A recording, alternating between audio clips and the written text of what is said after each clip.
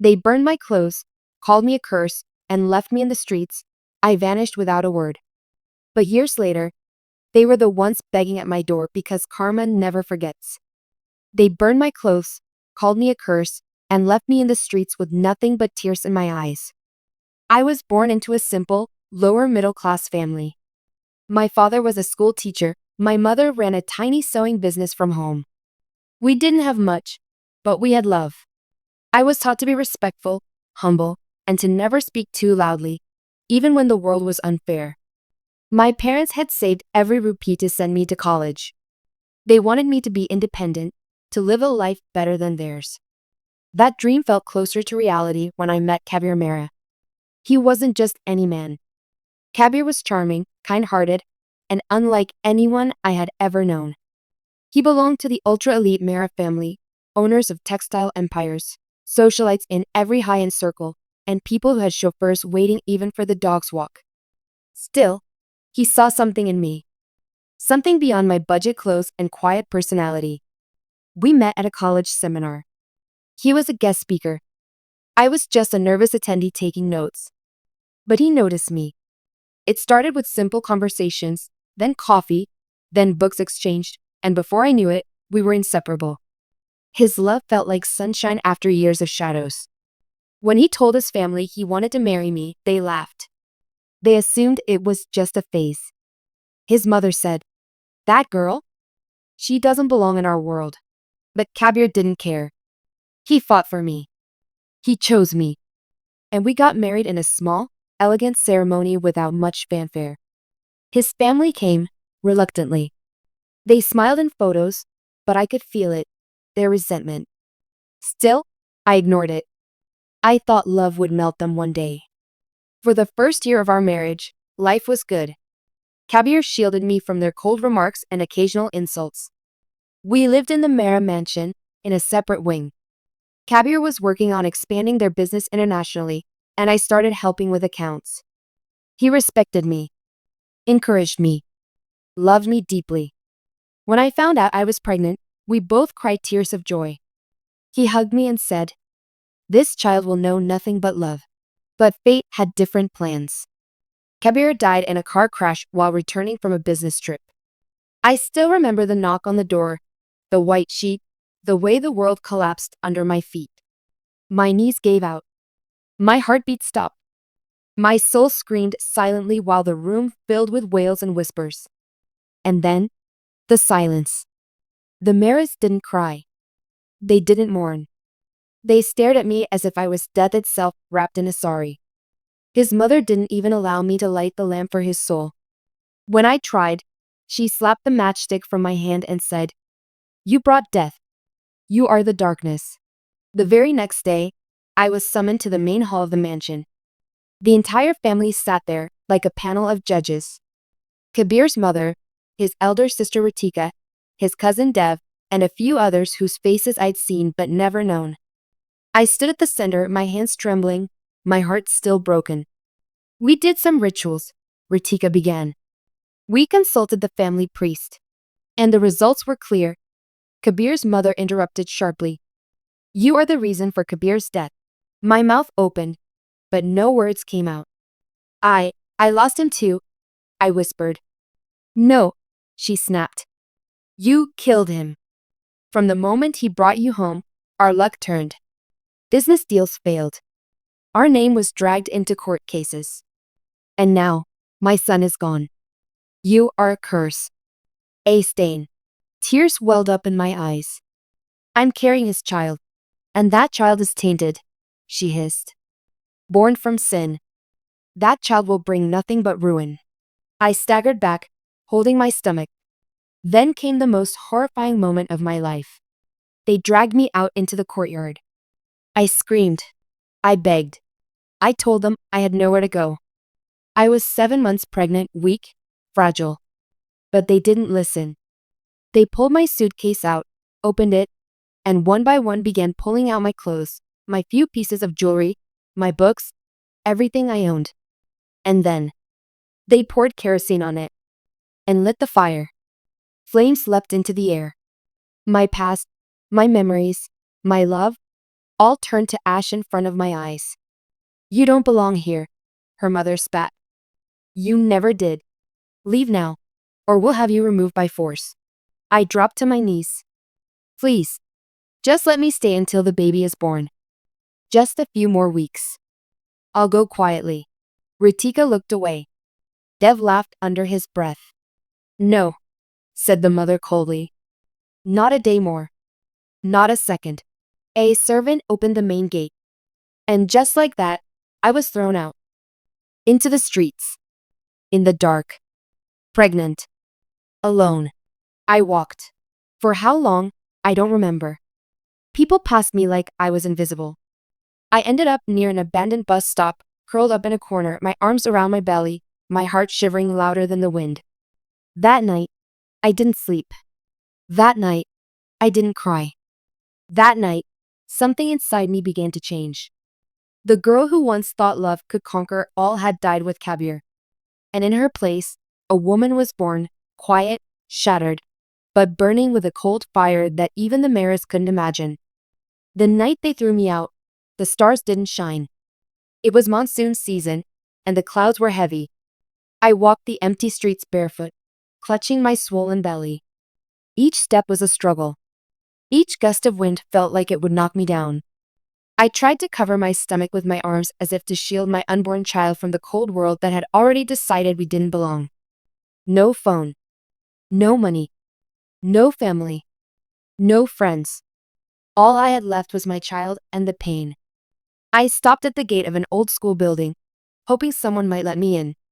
But the security guard looked at me, frowned, and said, Yahan jaga nahi hai. Jao, kahin or jao. Another door slammed in my face. Next, I tried a temple. I sat on the floor, hoping someone would at least offer water. But an old woman sitting near the entrance looked at my torn sari, messy hair, and bulging belly and asked, Are you a beggar or something? I didn't reply. I didn't have the strength. That night, I found shelter under a broken, rusted bus stop. The roof leaked. The floor was damp, but at least I could sit. I pulled my knees up, hugged my belly, and whispered softly, You're not alone. I'm here. And I promise I'll protect you. Always. Tears flowed, but quietly now. I wasn't crying from weakness. I was mourning the life that had ended. That night changed something deep inside me. The pain didn't leave. It just settled. It went silent. Cold. Focused. The days that followed, I woke up to the noise of honking cars and indifferent people walking past me like I didn't exist. I begged that day. Yes, I did. Not for myself, but for my child. A man gave me a leftover sandwich. A woman dropped 5 rupees. Some ignored me. Some judged. Some even cursed me. I used the money to buy milk and drank it slowly. I walked from street to street searching for any kind of work. That evening, a kind roadside food vendor named Chotabaya noticed me near his stall. He looked like he had seen thousands of people pass by, but something made him stop. Are you okay? He asked. I shook my head. He gave me a small stool and asked, Can you clean utensils? Yes, I said without hesitation.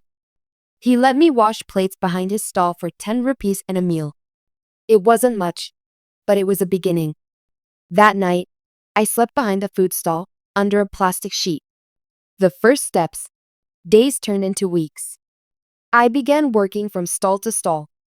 Wherever someone would let me scrub, sweep, or clean, I did it. No complaints. No ego. Just silent determination. One day, I fainted from exhaustion. When I woke up, I was in a small backroom of a bakery. A woman in her late 40s was sitting beside me, fanning my face. Her name was Parveen Auntie. She was a widow too, and when I told her my story, her eyes filled with tears. People like us, she said, we're invisible until we make noise. But you've got fire in your silence. She let me sleep in that storeroom. I started helping in the bakery, cleaning, then packaging sweets. Slowly, I became part of the place. But destiny had more to test. The birth that changed everything. 7 weeks later, my labor began. It was early morning. No doctor. No hospital. Just me, Parveen Auntie, and an old mattress in the storeroom. The pain was unbearable. But I didn't scream. I couldn't. I bit into my own hand to muffle the pain. Hours later, my son was born. When I held him, I forgot everything. The hatred. The betrayal. The burning clothes. The mansion. The curses. None of it mattered. All I saw was hope in the form of a tiny, crying child with Kabir's eyes. I named him Kabir, after his father, not because of the past, but because I wanted to reclaim the name. I wanted my son to carry it with pride, not pain. That night, as I held my newborn close, I whispered, "You won't grow up in shame. You won't know what I went through. I will rise. I will fight. And one day, I will show them who I am." From pain to purpose, motherhood is painful even in comfort. But in poverty, it is war. I would wake at 4 a.m., feed Kabir, tie him to my chest with a cloth, and go to work. I stitched. I cleaned. I even sold sweets outside temples. Anything to survive. But I never asked for pity. And I never forgot. At night, when Kabir slept, I would sit near a borrowed smartphone and watch YouTube tutorials. How to start a business, how to sew designer packaging, how to use Canva, how to market products on Instagram. Knowledge became my weapon. Each day, I grew sharper, smarter, hungrier. I started making handmade gift boxes from scrap materials. Fancy ones. I stitched cloth linings, added pearls, created paper roses. Parveen Auntie helped. We made 5 in the first week. I sold all 5 on the roadside for a profit. Then I made 10. Then 20.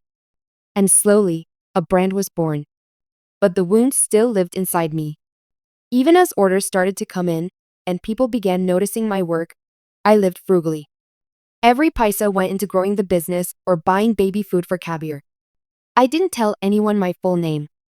I didn't post selfies. I didn't want them to find me, not yet. Because I wasn't ready to return as a broken woman. No. I wanted to return as the storm they never saw coming. And one day, when my brand had grown, when my story had faded from their gossip circles, they would look up and realize that the girl they left on the streets didn't just survive. She built something. And the day they'd need me, I would remember everything. I didn't chase revenge. Not at first. In those early days, I chased survival. Food. Shelter. Medicine for Kabir when he had a fever. One warm blanket for winter nights. That's all I cared about. But somewhere, deep inside, something had shifted. The woman they threw out wasn't the same woman who now stitched late into the night, hands bleeding but eyes burning. I had learned the power of silence, of watching, of building. Parveen Auntie helped me set up an Instagram page. We named the brand Narrated, a name born from darkness meant to shine. I uploaded photos of our handcrafted boxes on a second-hand smartphone. Days passed, and slowly, likes turned into inquiries. Inquiries turned into orders. Every time someone praised the quality, I remembered the voice that once called me a curse. Every rupee I earned, I invested back. I started learning packaging, color psychology, branding. My nights were spent studying digital marketing, my days raising Kabir, and my weekends delivering products on foot. By the time Kabir turned 6, Narrated had grown from an idea into a small operation. We had a rented workspace, a team of 3 women like me, and an online store. But no one knew who I really was. Not yet. And then one day, as I was packing orders, a notification popped up on my phone. New order. Ritika Mehra. I froze. Kabir's sister.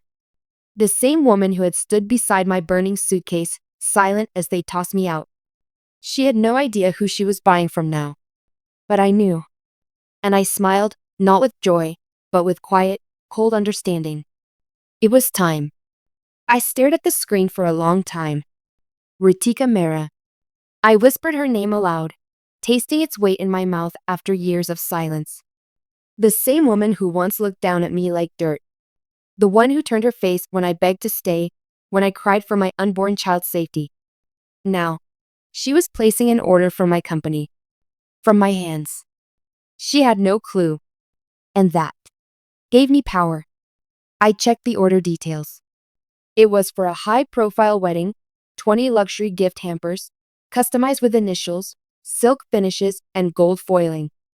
A big order. A profitable one. I could have canceled it. Blocked her. Refused service. But no. I accepted it. Because revenge isn't loud. It's not a slap, or a scream, or a punch in the face. Real revenge is when they don't even realize who you've become. Until it's too late. For the next week, I poured everything I had into crafting that order. Every thread was stitched with patience. Every box, polished till it gleamed. My team thought it was just another elite client. Only I knew it was my test. When the courier man came to pick up the final delivery, I stopped him. I'll deliver it myself, I said, the decision echoing in my chest like a drum. They burned my identity once. Now, I'd walk right into their world. Not as the girl they threw away, but as the woman they never saw coming. The moment I stepped out of the Mara mansion, I didn't smile. I didn't celebrate. I didn't even breathe deeply. I just walked, calm and quiet, like a soldier returning from her first silent battle. Because this wasn't victory. This was just the opening move. I went back to my office and resumed work as if nothing had happened. But inside me, something had shifted. A dam had broken. After all these years, I had looked into the eyes of the very people who destroyed me, and I had seen something new in them. Fear. It wasn't loud. It wasn't spoken. But it was there, in the trembling of Ratika's fingers, in the way her voice vanished when she recognized me. They weren't sure what I knew. They weren't sure what I planned. And that uncertainty was delicious. In the next few weeks, orders from high-profile clients surged. A fashion influencer posted about our gift boxes. Then a celebrity couple shared unboxing reels of Norluke's packages. Suddenly, we were trending. People wanted to know who was behind this mystery luxury brand. I gave one interview, just one. And in it, I said just enough to raise eyebrows. I started Norluke's after I lost everything, my home, my name, even my place in my husband's family. I was 7 months pregnant, alone, and thrown out like trash. But I built this, from the streets up. I didn't name names. I didn't need to. The city had a memory. And the Mara name was starting to tremble again. The invitation arrived on cream-colored cardstock, sealed with gold foil and the familiar M monogram. The Mara family cordially invites you to the grand wedding of Rishabh Mehra and Priya Khurana. At first, I laughed. Loudly. Bitterly. It wasn't meant for me, of course. It was part of a bulk mailer sent to all luxury partners hoping to impress us into providing free PR. Norluke's had now become one of the top premium gift vendors for elite clients.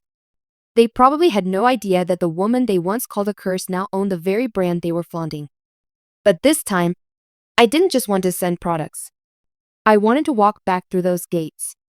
On my own terms. So I RSVP'd yes. Not as Mrs. Kabir Mehra. That name had long been burned away. I wrote back as Ms. Aisha Khan, CEO of Norluke's. The day of the wedding arrived like thunder. I wore a sleek navy blue designer sari, one of my own designs. My team had custom prepared the wedding gifts with the Mehra crest. But inside, I'd included something special, an engraved line beneath the silk flap. Built by the hands you tried to break. When I stepped out of the car, cameras flashed. Paparazzi whispered, "Is that her? Isn't she the woman from that viral interview?" And I walked past those gates with my head held high, not as a broken widow, but as a storm cloaked in silk. I didn't need to say a word that evening. My presence was louder than any accusation. As I stepped into the Mehra wedding hall, heads turned. My sari shimmered under the chandeliers. My calm expression made some uncomfortable. I noticed Ratika first, standing near the stage, holding a glass of wine midair, frozen in place when she saw me. She blinked twice, as if trying to convince herself it wasn't me. But it was. And I wasn't hiding anymore. Soon, the whispers started. Isn't she the woman who gave that interview? She looks so powerful. Is she really that Aisha Khan? She used to be married to. Wait, what's happening? I walked past them, each step echoing across marble floors where once I was thrown down. Some faces stared. Some turned away. Some even tried to smile politely, hoping I wouldn't recognize them. But I remembered them all. Kabir's cousin Dev approached me, nervously adjusting his tie. You've changed, he said with a half-forced grin. No, I replied. I just removed everything you all tried to smear me with. Before he could respond, one of the luxury event organizers came up and handed me a mic. Ma'am, would you like to say a few words as a premium brand partner? Ritika's face lost all color. I smiled and stepped onto the stage, looking straight at the Mehra family. And then, I began to speak. 3 weeks after the wedding, they came to my office. Unannounced. Uninvited. My receptionist looked uneasy. Ma'am, the Mehra family is here. Should I send them away? I didn't respond immediately. I stood at my office window, watching the rain trickle down the glass. Then I turned and said calmly, send them in. They walked in one by one, Ritika, their mother, and Dev. No designer gowns, no sunglasses, no army of assistants. Just tired faces, anxious eyes, and false humility. For the first time in years, they looked small. Ritika began, her voice strained. We didn't come to fight. We came to talk. Their mother, the same woman who once burned my clothes, avoided my gaze. Things have changed. We've lost some of our investors. Our textile line collapsed after the interview. People talk. They assume the worst. I leaned back in my chair, hands folded, unmoved. And did they assume wrong? I asked quietly. Silence. Dev cleared his throat. We made mistakes. But you've proved your point. You've won. I tilted my head. You think this was about winning? Ritika leaned forward. We're asking for help, Aisha. You're in a position to invest. Or maybe even collaborate. It could help both sides. I smiled for the first time during the conversation. Not with kindness. With clarity. You burned everything I had. Now you're standing here asking for what I built from those ashes. They sat silently, swallowing their pride. And I was just getting started. It was raining the evening they returned. Not to my office, but to my house. I saw them through the security cameras, huddled under a single umbrella outside my gate. Ritika, Dev, and their mother. No cars. No pride. Just desperation. They had lost everything. News had already broken. Mehra Industries declared bankruptcy. Their accounts frozen, properties under investigation. Investors pulled out. Lawsuits piled up. And I hadn't said a word. Not one. I stepped out onto the balcony, wrapped in a shawl.